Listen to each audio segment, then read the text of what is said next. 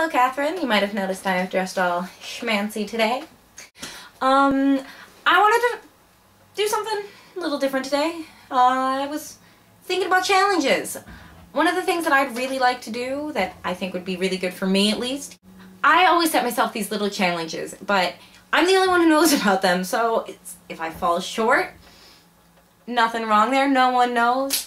Like last month, I set myself a goal to write in my journal every single day. Something that I hadn't been doing a lot lately. It's something I love to do, and it's sometimes just daily rambling, sometimes thoughts on topics, sometimes my poetry, because, you know, I do a lot of poetry. My creative writing concentration in college was poetry.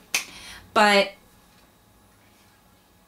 I've let it fall off this past week or so because I've been super busy. I'm just like, oh, I'll get to it some other time.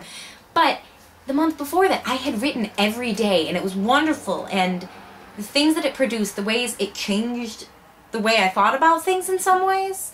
Thought more thoughtfully, more composed. Yes, thought more thoughtfully. Good phrase. I'm a poet.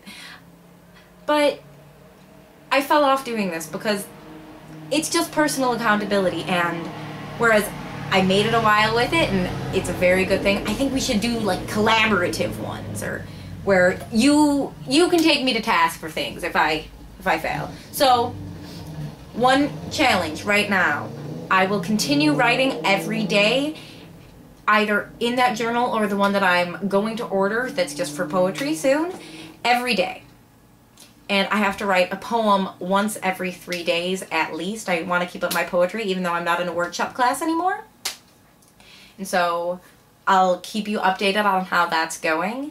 You feel free to contact me and be like, hey, you wrote today, Ruth? And I'll be like, yeah, I did. Or, you know, I'll be like, about that. And another challenge I was really thinking of is a little bit different than that one. I consider myself to be a pacifist, or at least very much leaning towards pacifism. It's something I struggle with, I think about a lot, and it's conflicting interests and all the complexities of it. But I also find myself saying rather violent things. Like at work last night, I was mad at somebody or frustrated with somebody. I was like, it makes me want to get all punchy with his face. And that's just, I say stuff like that a lot. I'm like, want to get going with the face punching. I'm like, it's just not something I am comfortable with having be a part of my, not just vocabulary, but my phrase bank.